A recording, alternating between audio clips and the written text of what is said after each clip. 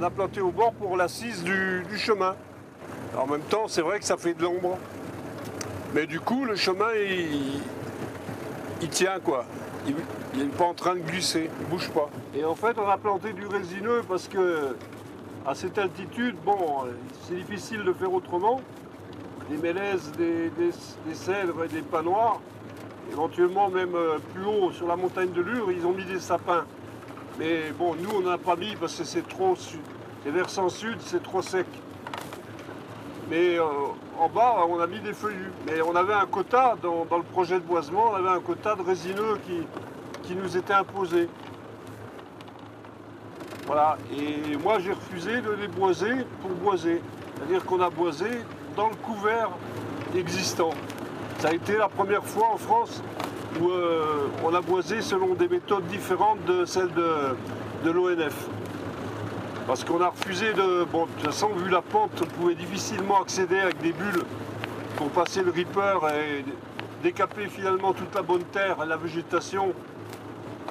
Le peu de bonne terre qu'il y a dans ces endroits, 10-15 cm d'humus, tout pousser au fond des ravins et finalement faire des ruisseaux comme ils font partout. Et déboiser pour boiser, c'est-à-dire finalement enlever des arbres qui ont mis 25-30 ans à pousser pour les remplacer par d'autres qui mettront encore 25-30 ans à pousser. Donc c'était complètement aberrant. Donc j'ai dit, la forêt, ben voilà, c'est comme une société.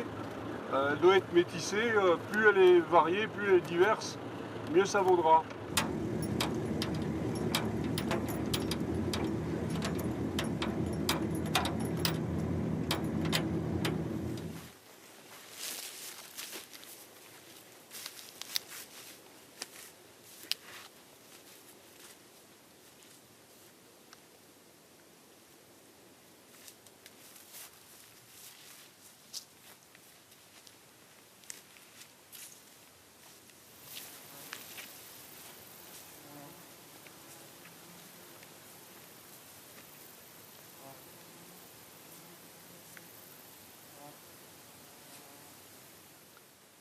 Donc voilà, ça c'était l'emballage, quoi. En gros, le fond. Et puis on part de ça et ça commence évidemment à travailler. Ça fait une sorte de saumure permanente dans lequel on trempe, dans lequel on baigne. Et comme moi en plus je suis paysan et je m'interdis d'écrire pendant la bonne saison, j'écrivais l'hiver et la nuit. Mais pendant ce temps-là, j'avais du temps quand même pour penser, pour être traversé par ça. Les rêves vous conduisent aussi sûrement que la réflexion. Donc il y a aussi ça, donc on note des fois un peu les rêves. Bon, je ne suis pas toujours avec un calepin dans la poche, la preuve j'en ai pas. Mais voilà, je ne veux pas non plus devenir complètement accro à l'image qu'il faut absolument noter. Après tout, si je m'en rappelle, tant mieux. Si je ne m'en rappelle pas, peut-être que ça ne valait pas la peine. Donc voilà, c'est ça, ça fait la structuration progressive du roman, donc des petites notes qui s'y vont dans une chemise. Et puis tout ça, tout à coup, l'hiver commence à prendre son éclat, sa véritable... voilà, les choses s'éclairent. Au fur et à mesure que je reprends ces notes, que je les travaille, je commence à voir un fil directeur. Et là, je fais un peu comme un cinéaste ou comme un découpage de scènes de théâtre. Je commence à faire un canevas.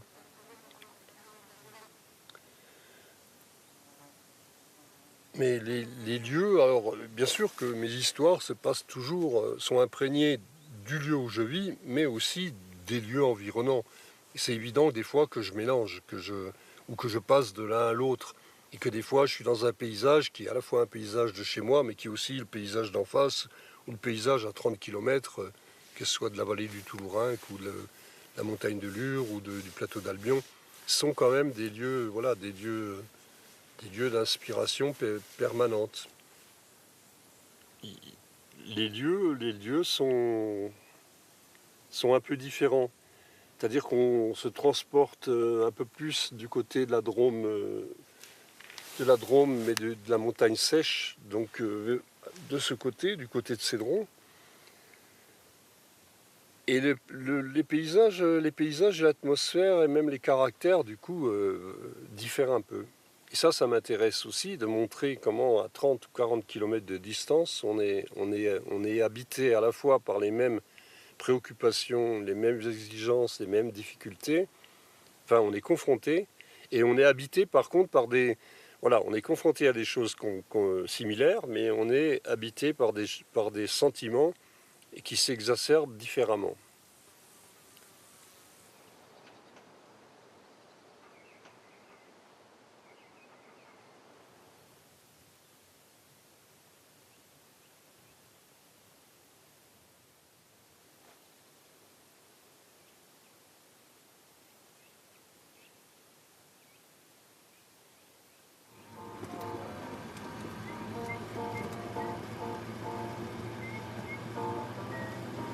Quand tu sens la rythmique qu'il y a dans ces phrases, la manière dont il écrit ça, dont il ce qu'on appelle la scansion de la langue, c'est là que tu te dis putain.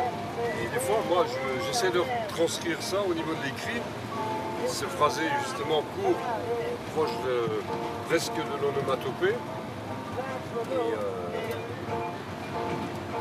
c'est pas évident.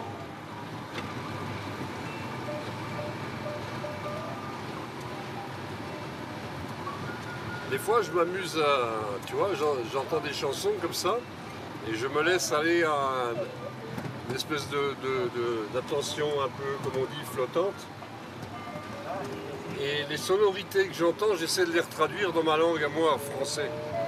C'est-à-dire que je ne m'intéresse pas du tout aux paroles, à la signification des paroles de ce qu'ils chantent. C'est les sons, et les sons s'approchent éventuellement de sons, de mots. Et voilà, pour capter la rythmique, c'est ce que je fais. Et je me mets dans une espèce de bulle un peu flottante.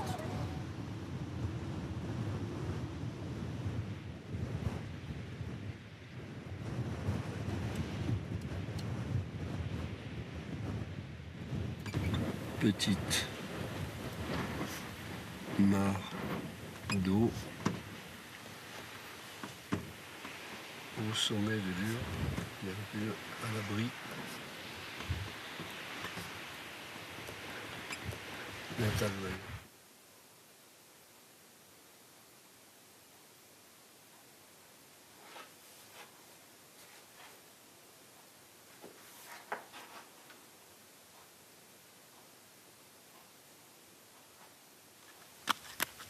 Ah, putain, c'est épais, oh.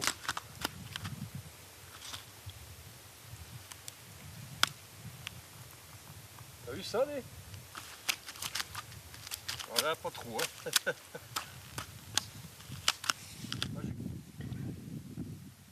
Et tu les vois, les lignes de faille, tu vois, quand on... Après, il y a une lecture de la glace. Là-bas, par exemple, tu vas là-bas, tu t'enfonces, tu vas, il y a 3 mètres d'eau, tu tombes. Alors que si tu vas là-bas, tu tiens.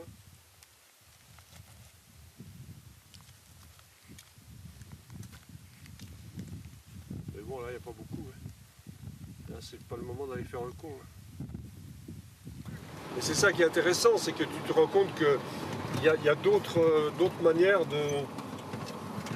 si tu veux, de créer des situations et des sentiments, des impressions de suspense que simplement dans le code classique et un peu convenu du roman noir, quoi. Bon, là, finalement, ça part comme un roman noir. Tout le monde se demande ce qui va se passer, tout le monde est en haleine, tout le monde me dit on a hâte de savoir, on veut savoir, on a hâte de finir. Et finalement, bon, ça se passe pas comme, voilà, comme habituellement ce à quoi on peut s'attendre d'un roman noir, quoi.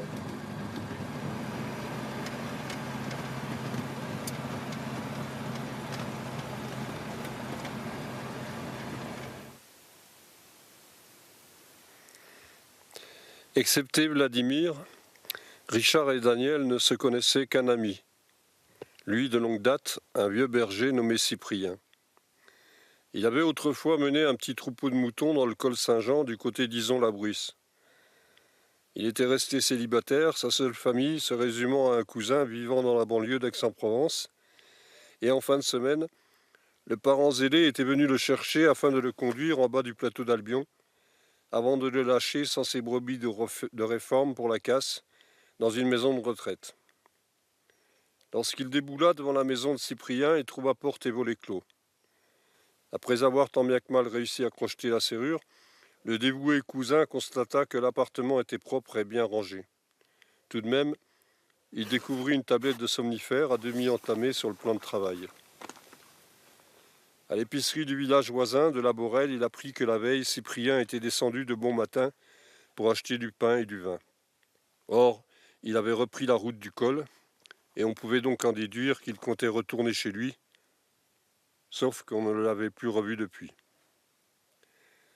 Le petit monde des alentours s'émut de ce mystère. On conclut un suicide avec un doute toutefois. Cyprien, en marcheur aguerri, connaissait la montagne comme sa poche. Les sauveteurs le cherchèrent en vain 3 jours durant, allant jusqu'à sonder les puits. Averti par le facteur, Richard veut espérer que Cyprien court toujours, même s'il est probable qu'on le trouvera un jour quelque part au fond d'un ravin ou blotti dans le creux d'une moraine. D'ailleurs, il a son idée quant à sa dernière destination. Lorsqu'on franchit le col Saint-Jean, des plateaux étagés de fétuques, de bromes et de filantes se profilent, se succèdent entre pics et corniches. Puis le relief se dresse, si bien qu'à l'horizon, par temps clair, on distingue une chaîne de monts enneigés, les écrins. Il barre ainsi l'espace afin de contraindre le ciel poché, bleuâtre, de l'empêcher de descendre. La brume, les nuages, lointains cavaliers, les traversent lentement. Richard en est persuadé, Cyprien doit reposer là, dans ce ciel épandu, céruléen, occupé à compter ses moutons à la dérive sur cet océan des confins. Richard se dit que rien ne presse. D'ici la fin de l'hiver, avec un peu de chance, dans le monocorde chant d'un monochrome jour de neige, il partira à la recherche du hâve et dur visage de son vieux compagnon.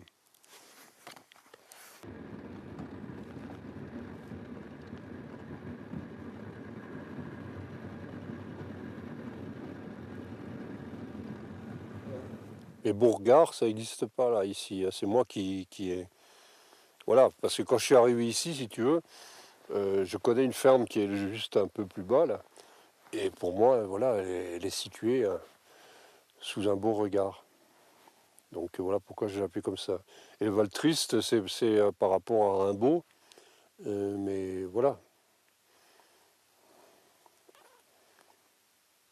Mais il n'y a pas de nom ici à la Borelle qui s'appelle le Val Triste. Par contre, Sainte-Colombe, oui, ça existe.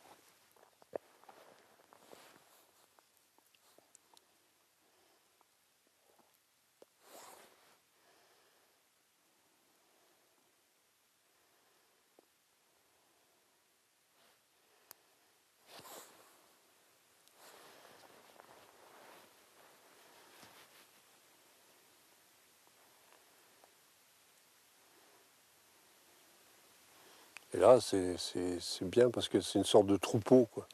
Un troupeau de montagne, là, montagne couchée, quoi, bossu, avant la chaîne. Donc ça m'intéressait de faire venir un bûcheron de là-bas. Bon, voilà, donc automatiquement, son destin allait se retrouver ici. Pourquoi? Parce que tout naturellement, ce qu'il sait faire, eh ben, il ne va pas le faire. Lui, si tu veux, il n'allait pas aller au Havre, il n'allait pas essayer de passer en Angleterre, il n'allait pas essayer de vivre en ville. Il a un métier, il sait, bon, voilà, c'est quelqu'un qui va chercher à retrouver donc des paysages similaires et des conditions de vie similaires. L'essentiel, c'est que voilà, c'est la perte et le fait qu'il s'en va parce qu'il n'a plus rien à faire dans ce pays, quoi. C'est la chevauchée de la discorde et lui, eh ben, il s'enfuit. Et ça m'intéressait de le faire arriver ici. Et de rencontrer d'autres gens qui, à leur manière, voilà, 2 familles qui elles aussi ont fait l'expérience douloureuse de la perte. Les 2 frères, parce ils perdent leurs parents, et les autres aussi perdent leurs parents finalement relativement assez tôt. Donc voilà, ça m'intéressait de montrer la désunion qui existe, en même temps le fait que ça pourrait les rapprocher. J'avais envie de jouer de creuser cette ambivalence.